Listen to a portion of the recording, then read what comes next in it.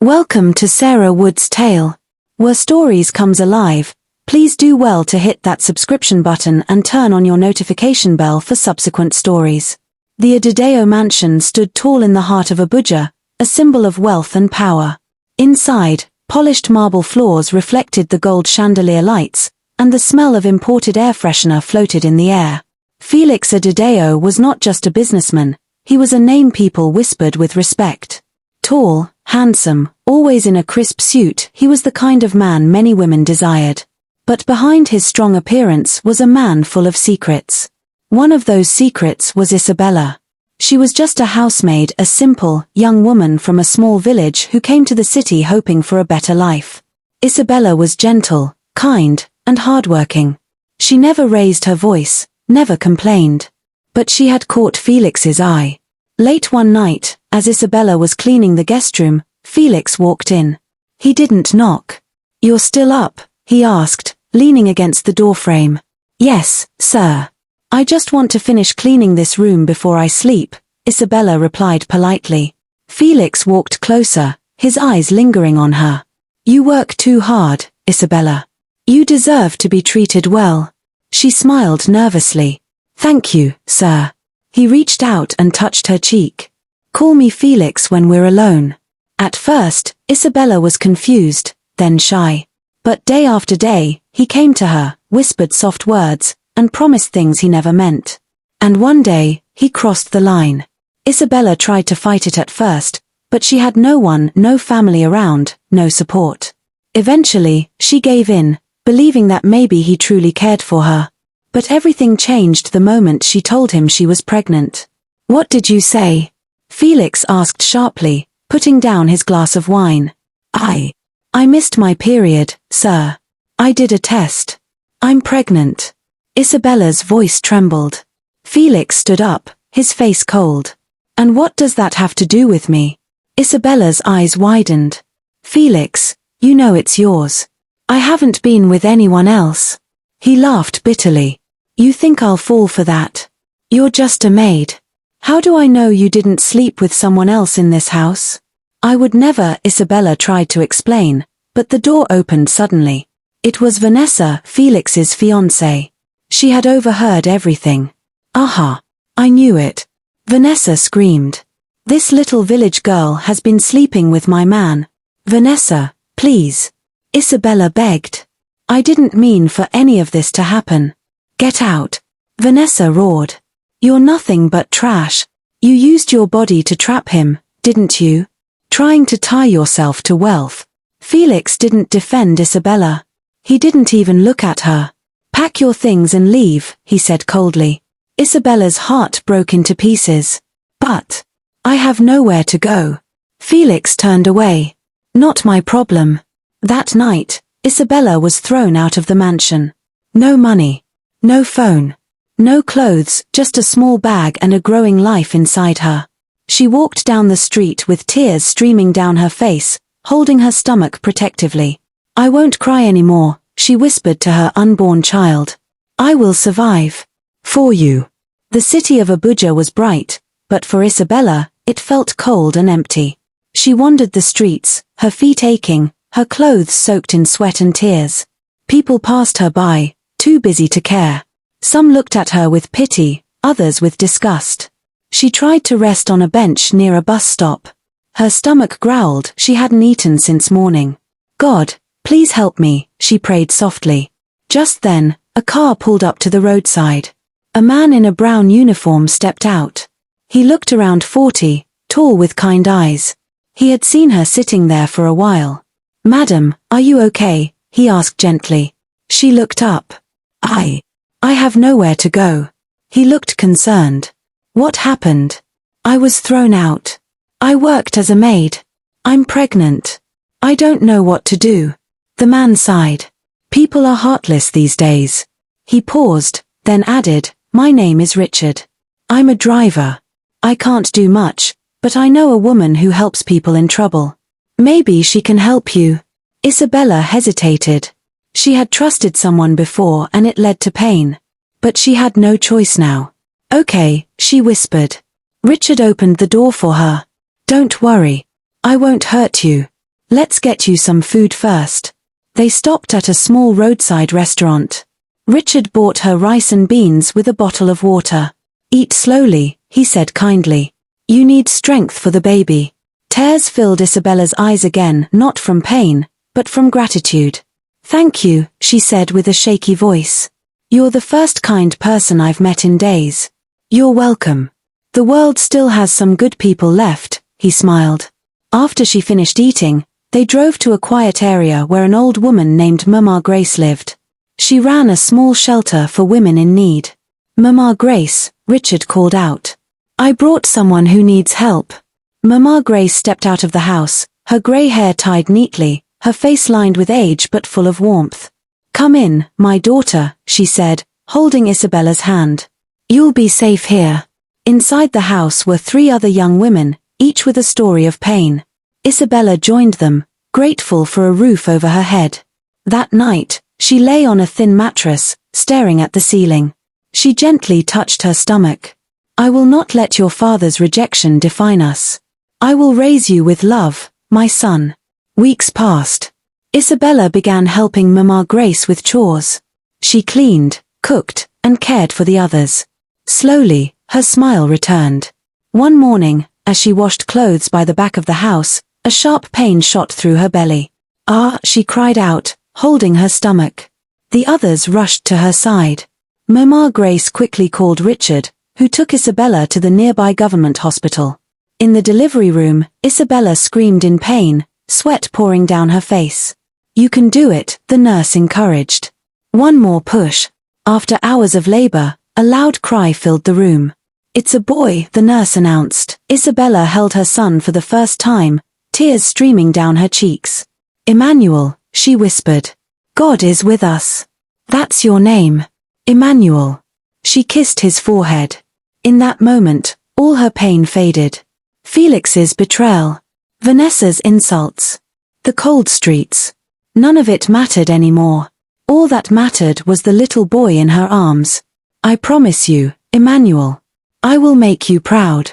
One day, the world will know your name. She closed her eyes and smiled, knowing her journey had just begun. 2 months after giving birth to Emmanuel, Isabella continued living at Mama Grace's shelter.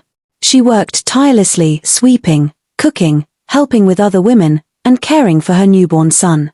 Emmanuel was growing strong and healthy, and Isabella's love for him deepened every day. But deep inside, she knew she wanted more than just survival. She wanted a life where her son would never beg, never suffer, never be called a maid's child. One quiet afternoon, as Isabella sat under a mango tree with Emmanuel in her arms, a black SUV pulled up outside the shelter. A tall, elderly man in a native kaftan stepped out. He was in his 60s, with kind eyes and an air of dignity. Mama Grace welcomed him with a smile. Chief Namdi, what a surprise, she said. I was nearby for a charity inspection, he replied warmly. Thought I'd drop in and greet you, Mama Grace. As they spoke, Chief Namdi's eyes landed on Isabella and her baby. There was something about her, the way she held her child with pride despite her torn dress, the sadness in her eyes hidden behind strength. Who is that young woman? He asked. Mama Grace smiled softly. That's Isabella. She's been through a lot, Chief. Later that day, Chief Namdi asked to speak with Isabella. She came forward nervously, carrying Emmanuel. Good afternoon, sir. Good afternoon, my dear. You have a strong name. Isabella. And a beautiful son. Thank you, sir. Mama Grace sat beside them, knowing Isabella was shy. Chief Namdi looked into her eyes. Mama Grace told me your story. What you've gone through is enough to break most people. But you're still standing. Isabella lowered her eyes. I have no choice, sir. I have to be strong for my son. He nodded slowly. Have you ever thought of learning a skill? Something you love? Isabella hesitated. I used to enjoy sewing, sir. My mother taught me with an old machine before she passed away. Good, Chief said. Because I own a few training centers for women. If you're willing to work hard, I will sponsor your education and training. I can also give you a small job at one of my shops for experience. Isabella's mouth dropped open. Sir, are you serious? I never say what I don't mean, he replied kindly. But I won't do it out of pity. I'll do it because I believe you have potential. Tears filled her eyes. God bless you, sir. I promise, I won't disappoint you. From that day on, Isabella's life began to change. Chief Namdi paid for her to attend a vocational school in Lagos. He arranged accommodation for her and baby Emmanuel. She started learning fashion design, cutting, sewing, sketching. Every night, she practiced while Emmanuel slept beside her on a mat. When she wasn't in class, she worked at one of Chief's fashion outlets, helping customers and watching how real business worked. Madam Lizzie, the manager, teased her one day. Your hand day sharpo. Na you go be our next designer. Isabella laughed. Amen oh. She studied books about fashion. She watched online videos at night using borrowed Wi-Fi. Her hands became quick, her eyes sharper. She started sketching her own designs, inspired by African prints and modern style. 2 years passed. Isabella finished her training with the best results. She designed 5 dresses for her final project.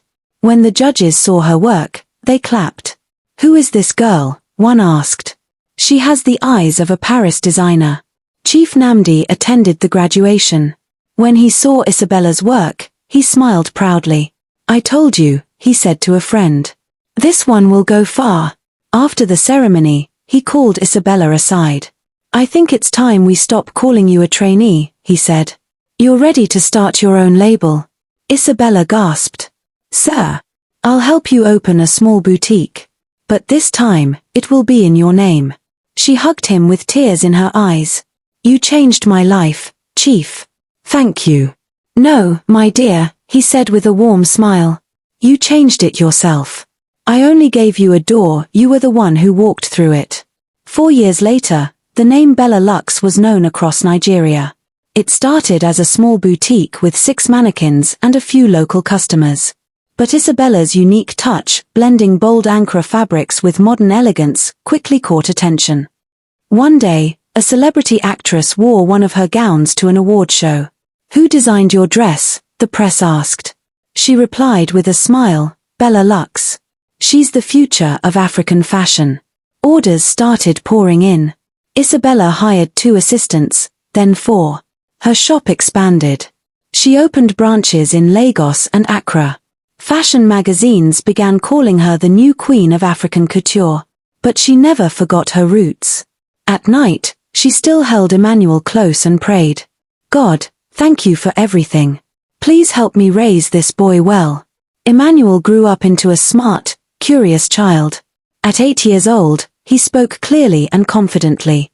He loved books and asked deep questions. Mummy, he asked one day, why don't I have a daddy like other kids?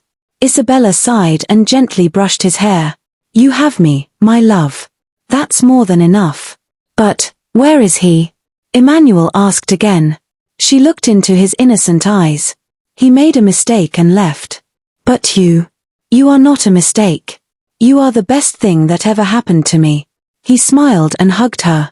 I'll grow up and take care of you, Mummy. She smiled through her tears. And I'll always take care of you too. Isabella moved into a luxurious mansion on Banana Island, a place once only seen in her dreams. White marble floors. A private pool. A home office where she sketched her designs. Her brand was now international. She had shows in Paris and New York. People bowed when she walked into events. One day, as she stepped out of her private jet at Lagos Airport, reporters rushed forward. Madam Bella, who inspired your success? She smiled gracefully and replied, my son. Everything I do is for him. She waved and walked toward her waiting car, Emmanuel by her side, dressed in a smart suit, holding her hand like a little prince. Inside the car, he looked at her and asked, Mummy, do you think my father has heard about us? Isabella turned to him and said calmly, if he hasn't yet, he will soon. They both smiled. Far away in a large but now fading mansion, Felix sat with a newspaper in hand. The headline read, Fashion Queen Bellux lands in Lagos with her son. He stared at the photo. His hands began to tremble. Isabella, he whispered. And beside her, Emmanuel. His heart raced. That boy looks just like me. His past had just caught up with him. And the woman he once threw out had returned, stronger, richer, and untouchable. Felix Adideo sat in his once grand office in Lekki, staring at a pile of unpaid bills. His phone rang non-stop, contractors demanding payment, banks sending loan reminders, and staff resigning one after another.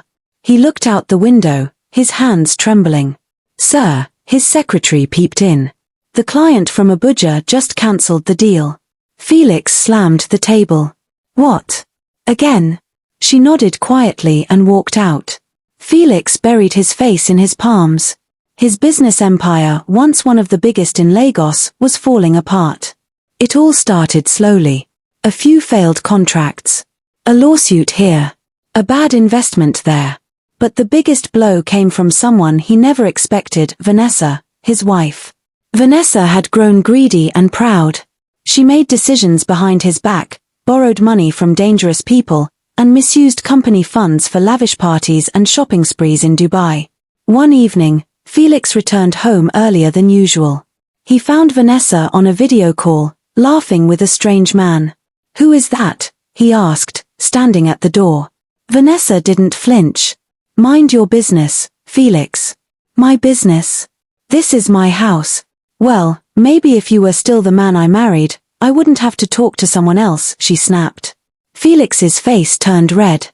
"You ruined my business, Vanessa. You've driven us into debt." She scoffed. "You were already losing it. Don't blame me for your weakness." That night, Felix packed a bag and left the house. He moved into one of his smaller properties.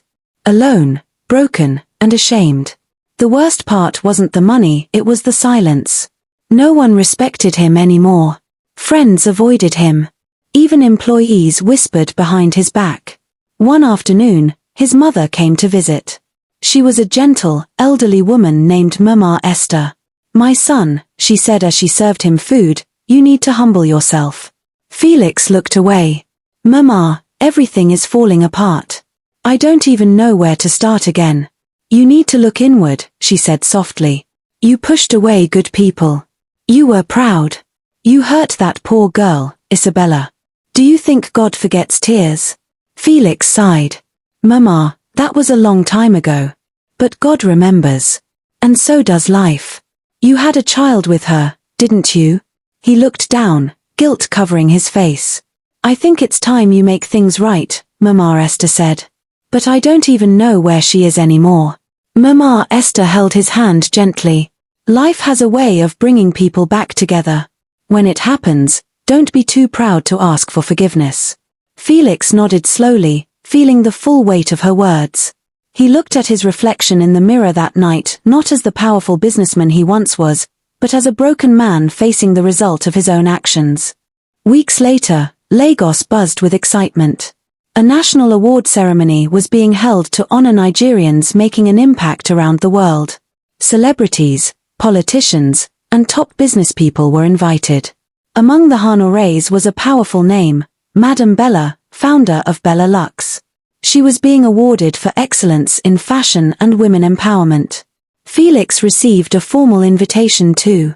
Although he wasn't as wealthy as before, he was still recognized as a past industry leader. He stared at the invitation on his table for hours. National Honor Award Night, dress formal. Red carpet begins at 4 p.m. He almost threw it in the bin. But something told him to go. That evening, he wore his best black suit, trimmed his beard, and headed to the venue. The red carpet was dazzling. Flashing lights, cameras, and reporters everywhere. Felix walked past the cameras quietly. Nobody called his name like they used to. He stood by the entrance, alone, watching others shine. Then it happened. A loud cheer erupted. Reporters ran to the edge of the red carpet, pushing for space. A private jet had just landed on the special strip nearby. The doors opened slowly. A woman stepped out, wearing a stunning gold gown that shimmered in the evening sun. Her head was high, her confidence unshaken. By her side stood a boy, dressed in a white tuxedo, handsome, calm, with a striking resemblance to Felix. Felix's breath caught in his throat. "It can't be," he whispered. Madame Bella has arrived, the reporters screamed. Cameras flashed as Isabella walked gracefully toward the event hall, Emmanuel holding her hand like royalty. Madame Bella, over here. Who is this handsome young man? One reporter shouted. She smiled softly. This is my son, Emmanuel. The reason I stand here today. The media gasped. He looks just like. Felix stood frozen. His heart pounded. He knew that face. That was his son. His legs felt weak as Isabella's eyes met his. She paused for a moment but said nothing. She walked past him without a word, her chin high, her son beside her. Felix turned around slowly, staring at them. She's changed, he muttered. She's not the same girl I drove away. Inside the event hall, Isabella was honored with a standing ovation. The governor handed her the award. Madame Bella, your journey inspires us all, he said. She held the microphone with grace. There was a time I had nothing, she began. No money, no home, no name. Just a baby in my womb and a broken heart. But I refused to let pain define me. Today, I stand here because I chose to rise. The crowd clapped. In this life, never look down on anyone. Because the stone you throw away today might become the foundation of a palace tomorrow. Felix lowered his head in shame. Her words pierced through his soul. He had once thrown her out like trash. Now she stood taller than everyone else in the room. And beside her, the son he never met. He took a deep breath and whispered to himself, I have to talk to her, before it's too late. The award ceremony was still buzzing when the host returned to the stage with a mic. Ladies and gentlemen, he said, smiling proudly, what a powerful speech by Madame Bella. But before she steps down, the organizers have one more surprise for you. The spotlight turned to Isabella and Emmanuel once more. A journalist from a major TV station stood and asked, Madame Bella, many are asking, this young boy with you, Emmanuel, is he your son? Isabella nodded gently. Yes. He's my son. My only child. Another reporter quickly followed up, and, forgive me, but people are saying he looks like someone. Could it be true that his father is also in this hall tonight? A long silence filled the room. Cameras turned. Everyone waited. Felix sat frozen, his heart thudding. Isabella stepped forward, her voice soft but steady. Yes. His father is here. Gasps echoed in the hall. She turned slightly, her eyes settling on Felix. Felix Adideo, she said, her voice echoing through the speakers, Emmanuel is your son.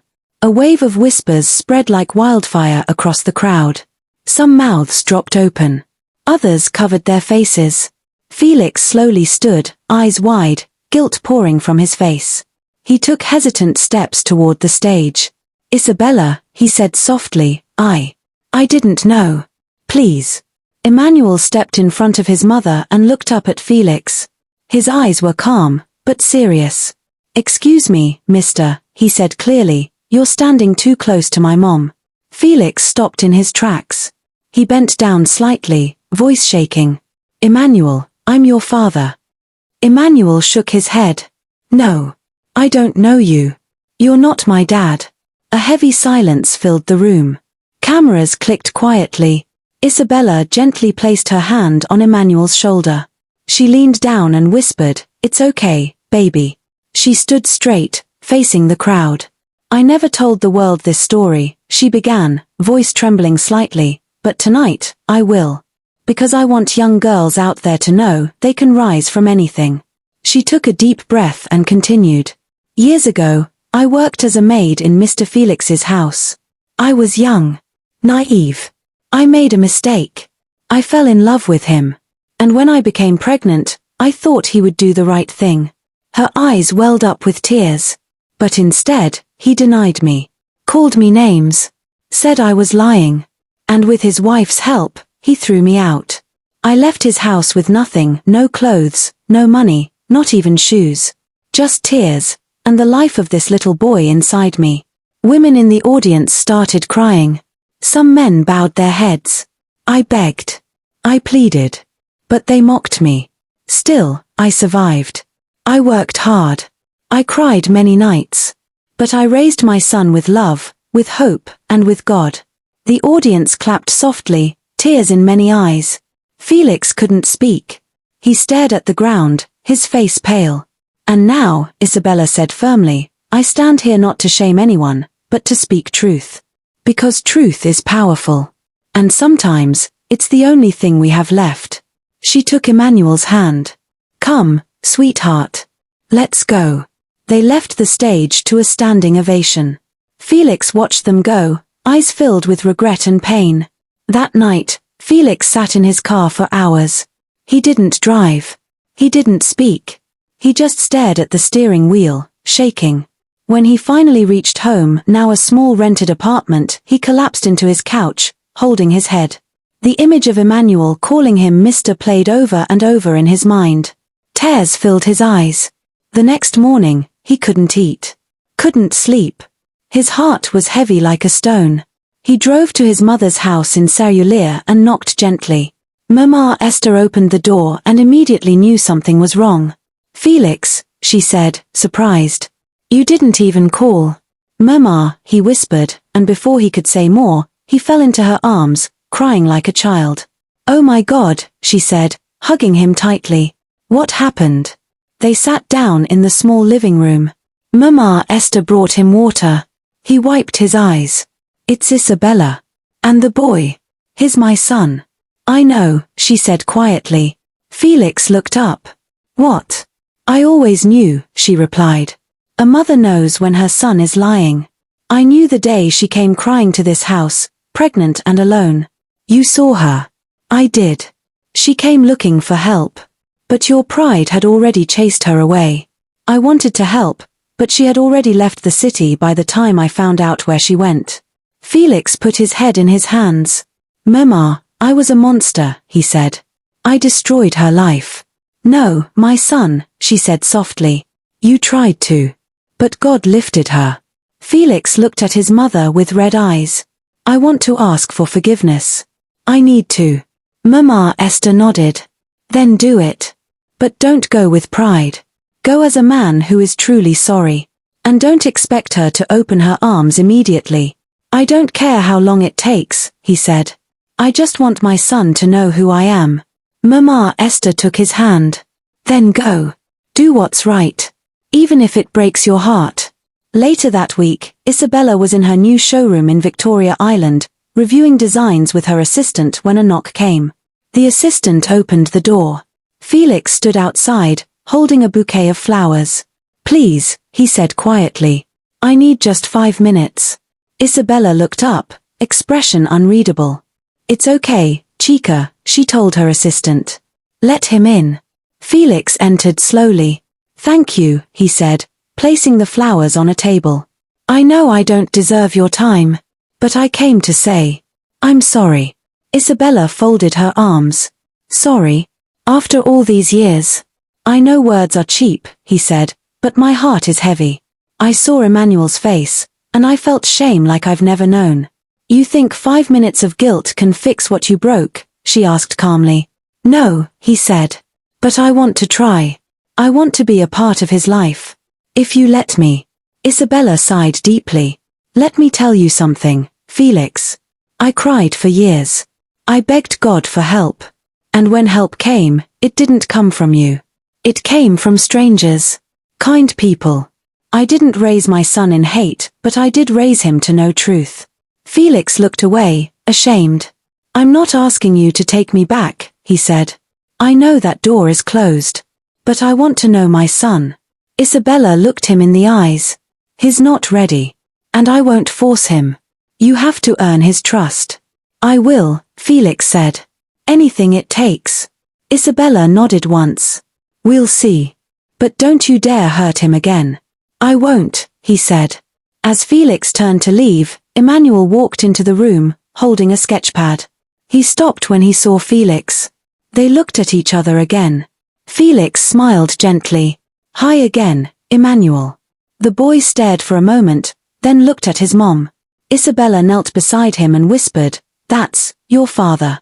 Emmanuel frowned slightly, confused. But he left us. He made a mistake, she said gently. He's trying to fix it. The boy looked up at Felix again. Okay. But I still don't know you. Felix bent down, heart aching. Then maybe, we can start with me telling you about the first time I saw you smile. Emmanuel paused, then gave the tiniest nod. Felix smiled through teary eyes. It was a beginning. Not perfect. But it was something. He picked up his phone and dialed a number he had saved from the events program. Hello. Felix's voice came through, tentative. It's Emmanuel, he said, his voice steady. I want to meet. Thank you for coming, Felix began. I need to understand, Emmanuel said, sitting opposite him. Why did you abandon us? Felix sighed, looking down. I was young, foolish, and afraid. I made a terrible mistake, one that haunts me every day. Emmanuel studied him. Do you regret it because of guilt or because the world knows now? Felix met his gaze. Both. But more so because I missed out on knowing you. I don't need a father out of guilt. If we're to have any relationship, it must be on my terms. Felix nodded. I understand. I'm here, willing to do whatever it takes. One evening, Isabella stood on the balcony of her Lagos mansion, gazing at the stars. To us, he toasted. She smiled, clinking her glass with his. We made it, my son. Please don't forget to hit the like button, comment and subscribe to get more interesting stories like this.